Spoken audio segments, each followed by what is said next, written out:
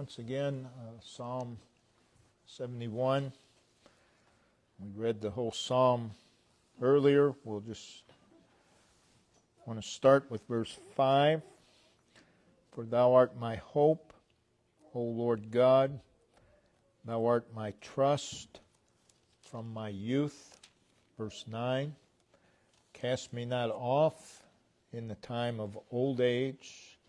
Forsake me not when my strength faileth. Verse 17. O God, thou hast taught me from my youth, and hitherto have I declared thy wondrous works. Verse 18. Now also, when I am old and gray-headed, O God, forsake me not, until I have showed thy strength unto this generation, and thy power to every one that is to come. Again, in these verses, the psalmist speaks of both youth and old age, and he relates it to himself. He does speak of youth in the past and old age in the future. In considering the two, youth and old age, the important thing to remember here is, or to recognize, is that the psalmist is focused upon God. He's not focused on his youth nor old age. He is focused upon the Lord. In verse 1, he begins, in thee, O Lord, or Jehovah. In verses 5 and 16, it is Lord, not Jehovah, but Lord. In verse 5 and 16, it is God, Jehovah, all capital letters. Verse 4, verse 11, verse 12, verse 17, 18, 19, and 22, it is God. That is 14 references to God by name. In addition, there are the pronouns thy, thine, thou, thee, and he 34 times. So that's 48 references to God. So I believe it's safe to say that his focus, he mentions youth twice, he mentions old age twice. That's not his focus.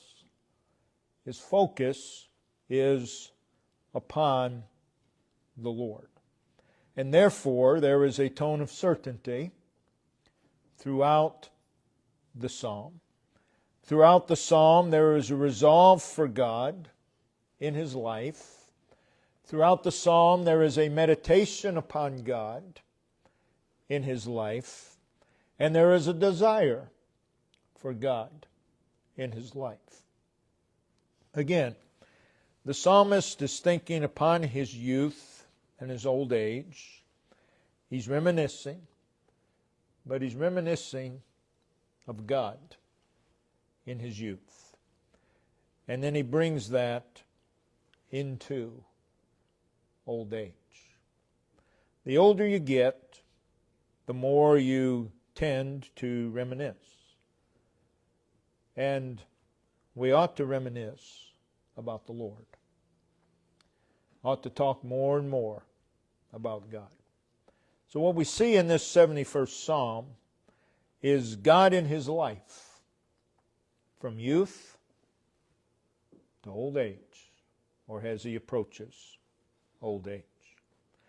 Now, for those who are privileged to live to old age, again, not all are so privileged. As we said earlier, it should be growing old.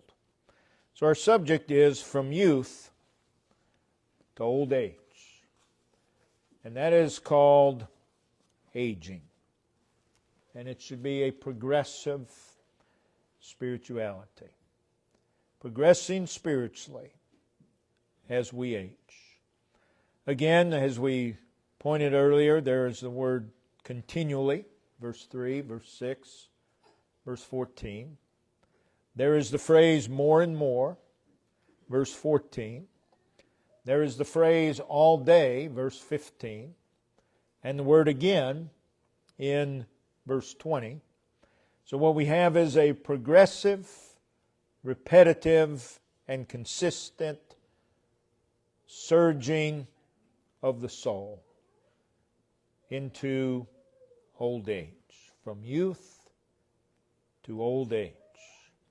And as we said, that ought to be a beautiful thing. As we grow spiritually from youth to old age. And the God way to move from youth to old age is to be what you ought to be now. That's the God way. And just age that way. And the result will be, Psalm 92:14, shall still, that has reference to the past, has reference to consistency, shall still bring forth fruit in old age. They shall be fat and flourishing. It is aging in grace, aging in the service of the Lord. That is a blessed privilege. So we want to emphasize in this message two matters concerning advancing from youth to old age, or growing old God's way. Concerning these two matters, where there is one, there will be the other. But it is how to grow old God's way, or aging in grace. The first one is walk with God. No better way to age. Walk with God. We are told in Genesis 5, verse 22 and verse 24, Enoch walked with God. And in Genesis 6 and verse 9, we are told that Noah found grace in the eyes of the Lord. And then we read Noah walked with God. And I believe that is God's way to grow old. That is God's way to enter old age. Walk with Him now. Whatever stage of life you are in, walk with God. There's no better way to live life. Walk with God through the seasons of life, if you're so privileged to live long enough, into old age. There's no better way to get to old age than to walk with God. And there's a beauty in the individual who ages walking with God. Enoch and Noah were both men of flesh and blood. They, like ourselves, they both had infirmities. They had physical limitations. They had mental limitations. They had a sinful nature, which means that they had sinful inclinations towards sin and away from God. They had temptations. They had spiritual battles. They had spiritual struggles. Both had families. Therefore, both had family responsibilities. Both had earthly responsibilities. Both had earthly burdens and concerns and trials and troubles and distractions. But in spite of all these things, and in the midst of all these things, Enoch walked with God and Noah walked with God. What that means is they lived outside of themselves and they walked with God. Enoch and Noah both lived in terribly sinful times. Times prior to the judgment, the catastrophic judgment of God. When all around them was twisted. Everything around them was corrupt. They lived in times when satanic influence had saturated the land. And everywhere there was predominant filth and vileness and ungodliness and abominations and heresies and blasphemy. And it was a time when even those who professed to be God's people were being drawn away from God to the things of life and being shaped by the attitudes and the thinking and the pursuits of the day. But Enoch walked with God, and Noah walked with God. They both rose above their surroundings, and they walked with God. That's how you grow old. Through the entire aging process, walk with God. The word walked speaks, of course, of their habitual course or habit of life. There were failures along the way on their part, but their habitual course, their overall course of life, was that they walked with God. The general activity of their life was that they walked with God. All around them, the masses were walking away from God. But Enoch walked with God, and Noah walked with God. The habitual course of their life, the general activity of their life was counter to the world. It was counter to culture. It was counter to society. The world, culture, and society live their lives in relation to themselves. That's what the world always does. That's what society does. That's what culture does. But Enoch walked with God, and Noah walked with God. They lived their lives in relation to God. There's no better way to grow old than to live your life in relation to God all the way into old age. That's a life. And that's what is necessary. We have to walk with God. It requires a progressive, repetitive, consistent walk with God. It is to move from one place to another with God. And all through life, we go through different aspects of life, different seasons of life.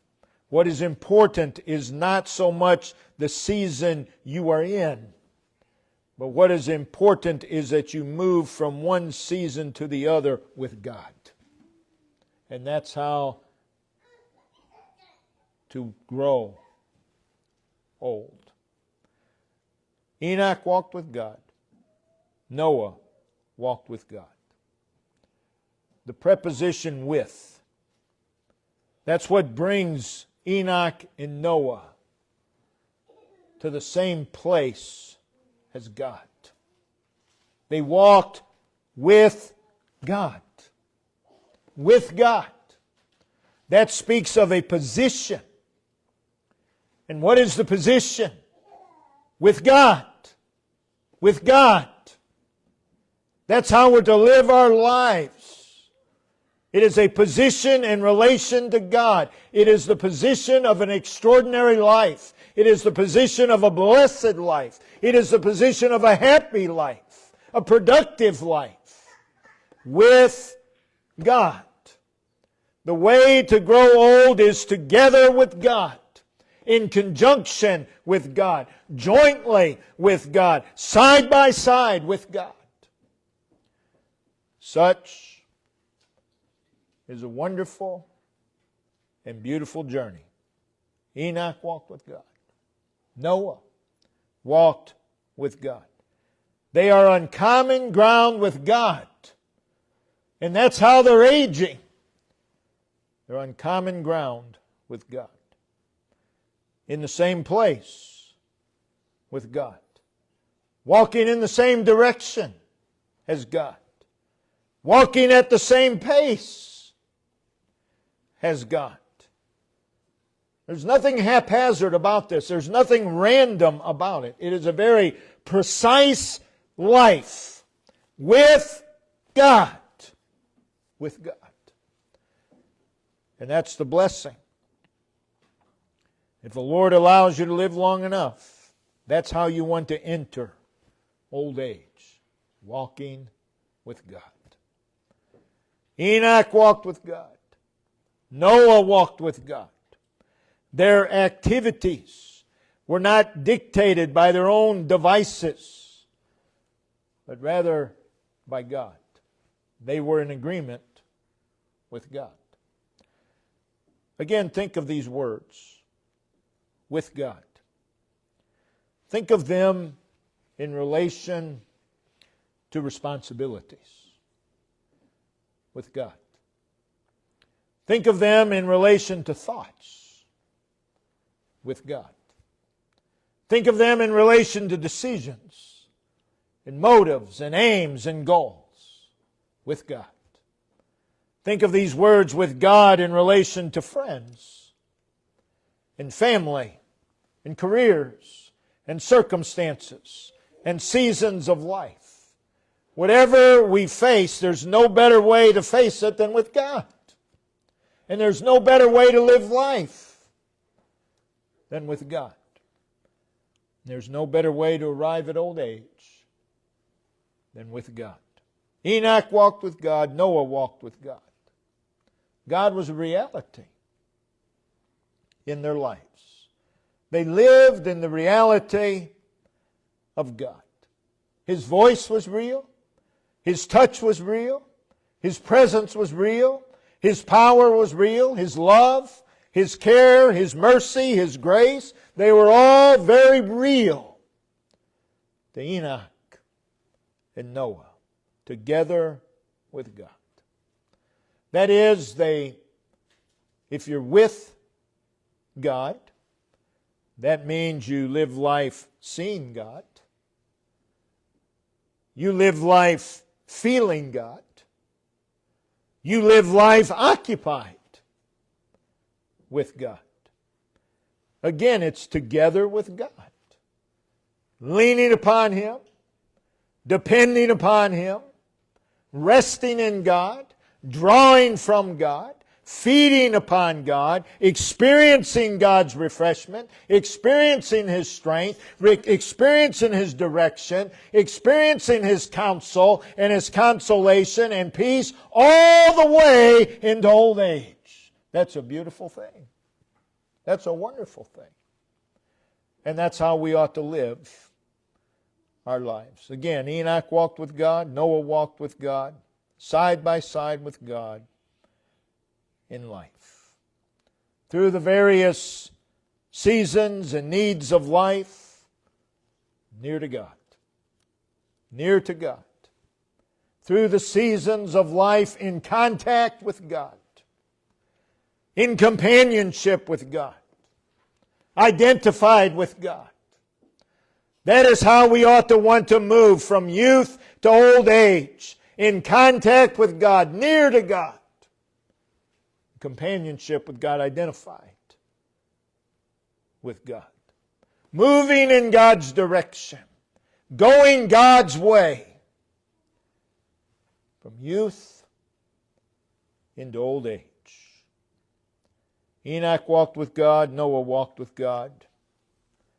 There was a personal knowledge, and I believe a growing knowledge of God. Not secondhand knowledge, but a knowledge as a result of a close relationship with God. A knowledge of kinship and friendship. Growing old God's way is to walk with God into old age. What a life. What a life. The next thing we want to consider, again, they go hand in hand. There needs to be a saturation with God. Again, it's God in our lives. God in our interests, God in our ways, God shaping our viewpoints, God forming our attitudes. It is God as our hope and expectation. It is God as the object, the purpose, and the passion of our lives, from youth into old age, through the entire aging process. However old you may not live to old age, but the entire process of aging ought to be with God. God as the pursuit of our life, following after God, reaching for God, pressing toward God, all the way into old age, or however long the aging process is with each one of us. Saturated with God through the aging process.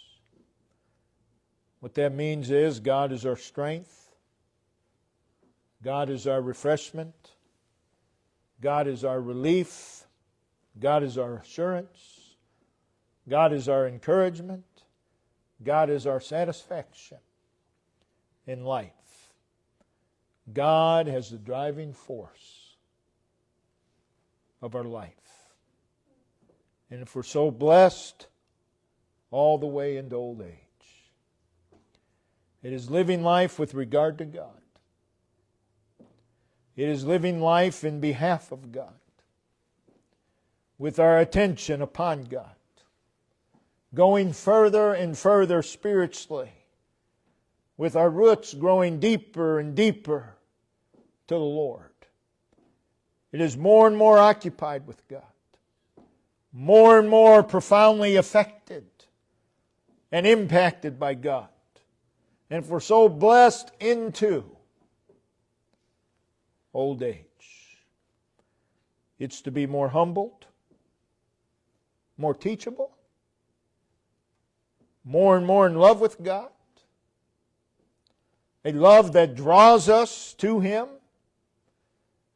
makes Him more desirous to us, makes us more determined for Him, gives us a greater seriousness concerning Him, if we're so blessed all the way into old age. So it's simply the aging process ought to be going on and on and on with God. Just keep on going with God. It is experiencing God's more. It's glorifying God in our life. It's not allowing life to get in the way. Life happens, but life is not to get in the way of serving God. We're to serve God in life. Life is not an excuse. Life is not an exemption from serving God. That's how you age God's way. You do not allow life to impede and hamper and obstruct our relationship with Him. Again, it's a life serving Him. It's a life always available to Him. It is a life submissive to Him. And if you do that from youth to old age, that is a beautiful life. That is a productive life. That is a fruitful life. That is a life that is an example to all. It is a life about God into old age. In verse 19, hear the psalmist say, O God, who is like unto Thee? He's living in the wonder and the amazement of who God is. And to arrive in old age this way, that's a wonderful thing. That's a wonderful life. You know, most of the churches of the Lord that I know of are aged congregations. And most, when they go into a church of the Lord Jesus Christ, and they see mostly gray and white hair throughout the congregation, they look upon that as a very sad thing. They look upon it as a bad thing. And I suppose it depends what way you're looking at it. If the Lord doesn't add youth, that church will die. So in that way, not a good thing. But that shouldn't be the only way we look at it.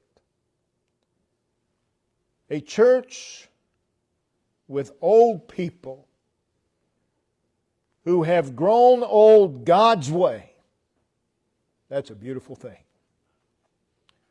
They've grown old God's way. Again, Proverbs 16:31, the hoary head is the crown of glory. Or it is an honor. It is a matter of distinction. Praise and worship and reverence and thanksgiving, if it be found in the way of righteousness. So a church with people who have grown old God's way, that's a beautiful thing. It really is. We read in Proverbs 20, verse 29, the beauty of old men is the gray head. We read in Luke chapter 2, verse 37, of Anna. We read she was a widow of about 84 years, and departed not from the temple, but served God with fastings and prayers night and day. Oh, perhaps, I don't know, but perhaps Anna couldn't physically do what she once did, but she could still fast and pray. And she did, day and night. To have such a one in a church is a blessing. That's a blessing from God.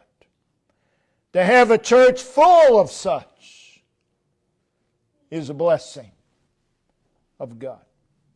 We read in Acts 21, verse 16, of a man by the name of Manasseh. And we read that he was an old disciple. He was an old disciple. To have old disciples in a church is a blessing from God. To have young disciples is a blessing from God. To have a church full of old disciples,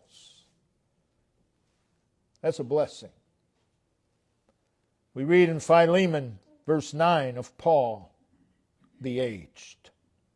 Paul, the aged. I heard a man preach from that once. This goes back a long time. But he said, he presented it, that this was a very sad thing. Paul, the aged. And he said something along the lines of, who wants to think of Paul, the aged? You'd rather think of Paul, the young man. But I'll take a church full of Paul, the aged. What a blessing. What a blessing. To have such a one in the church, that's a blessing from God. To have a church full of such is a blessing of God. So again, when you look at an aged congregation, now I'm not talking about those who've grown old in their tradition. I'm talking about those who've grown old in the Lord. Think upon the love and the grace and the mercy and long-suffering and the forbearance and the goodness of God that has brought them to that point, old age. When you look at an aged congregation, think upon all the trials and all the difficulties and all the storms that God has brought them through. And there they are in the house of the Lord. Think upon the protection of God that has brought them to that point. When you look at an aged congregation, think upon the victories that have been experienced. Think of 1 Samuel 7, verse 12. Hitherto hath the Lord helped us. So yes, in some ways, if a congregation has no youth, and if it continues that way, the church is going to die. And that's a sad thing. But there's also another way of looking at it. And it's not a sad thing. It's a blessed thing. A congregation that has grown old in God's way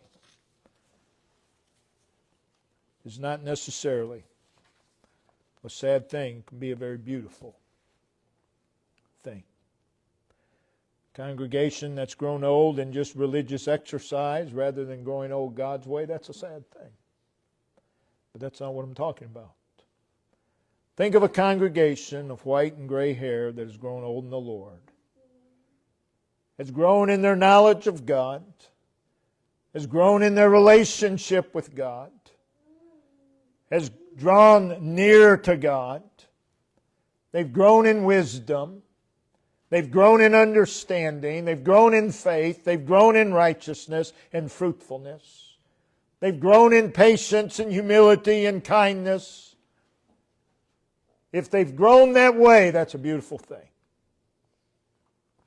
Such a congregation should be filled with prayer, praise, and anticipation.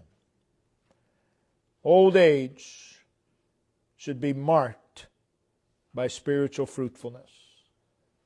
The whole aging process should be marked by spiritual fruitfulness, which is a beautiful thing. So to grow old God's way is basically comes down to this, to be more and more and more conformed to the image of Christ. There are some sad things about old age. We should not resent old age. It's a sad thing to see someone who was once productive and no longer even know who they are. That's a sad thing. To see one disease is a sad thing. But we ought to also look at it as what a blessing to have had the privilege of growing old. I look at an old saint who has Alzheimer's, doesn't even know who they are. And yes, it's sad. But then you think of the aging process and all those years they served God. Nothing sad about that. Nothing sad about that. So, again, we should not regret the aging process. It's God's design. It's God's design. You don't just wake up old one day. You get there through a process. And that process should be God's way. So God help us to however long our lives might be, that they be with God. Brother Dave, if you come and lead us